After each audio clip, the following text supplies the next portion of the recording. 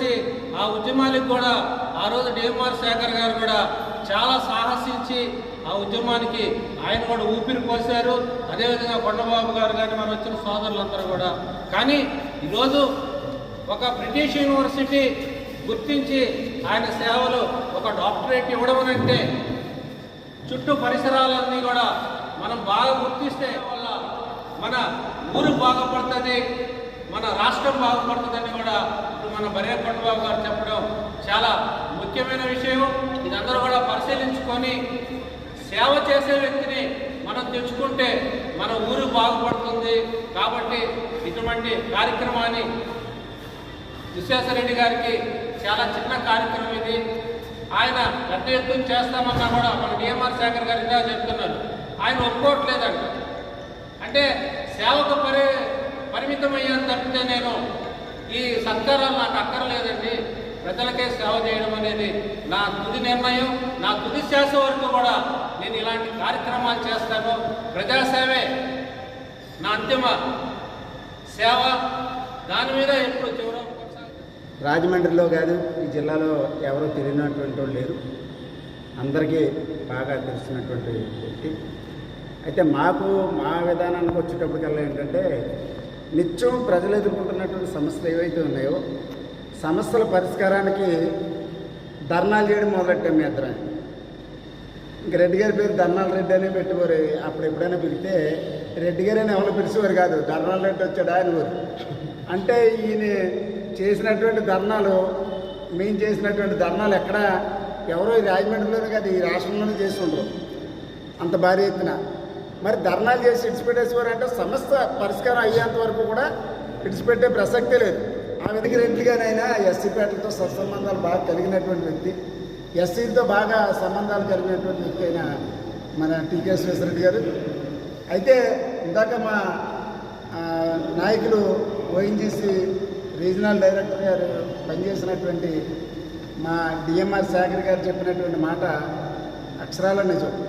కారణం ఏంటంటే ఈ రాజమండ్రిలో ఎవరో గుర్తించినటువంటి ఒక సమస్యని వెలుగులో తీసుకొచ్చి 46 రోజులు కలెక్టర్ గారే కాదు, మరి డిఎంఆర్ శేఖర్ గారు అయితే లోపలికి వెళ్ళి అక్కడ నిర్బంధంలో ఉండే పరిస్థితి ఎదురైంది.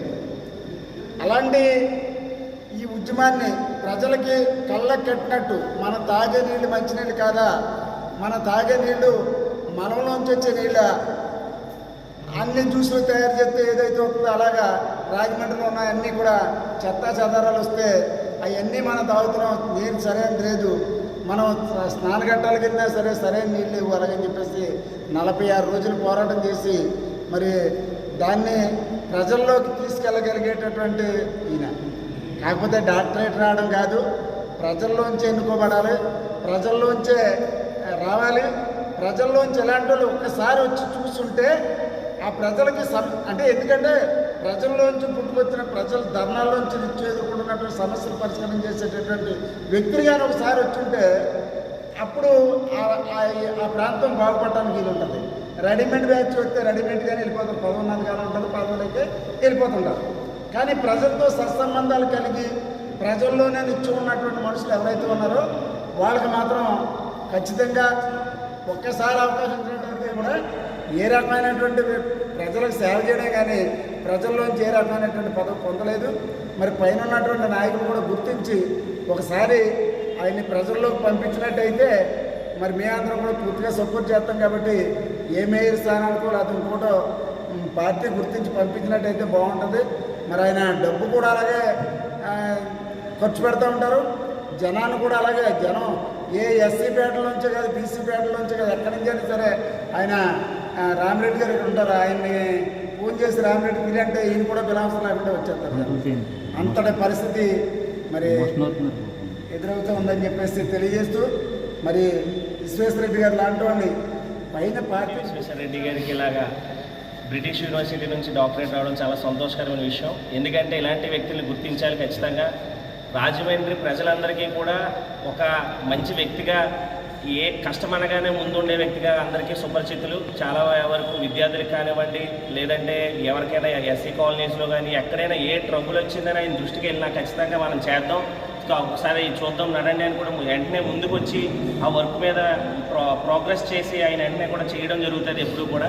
అలాంటి వ్యక్తికి ఈరోజు డాక్టరేట్ రావడం అనేది నిజంగా గర్వకారణం, చాలా సంతోషకరమైన విషయం. అలాగనే రాజమండ్రి ప్రజలు కూడా ఇలాంటి నాయకుడిని ఎన్నుకోవాలని, ఇలాంటి నాయకుడిని గుర్తించాలని నాయకులకు కూడా మేము తెలియపరుచుకుంటూ, పార్టీ నాయకులు కూడా ఈయన గుర్తించి తగిన అర్హత కల్పించి నేను ఈ సర్వీస్ను వాడుకుంటారని కోరుచు రాజమండ్రి ప్రజలకు కానీ రాజకీయ నాయకులకు కానీ ప్రతి ఒక్కరికి కూడా మా విన్నపం తెలియపరుచుకుంటూ మా పూర్తి మద్దతు విశ్వేశ్వరరెడ్డి గారికి ఉంటుందని సక్రమంగా తెలియపరుచుకుంటున్నాను.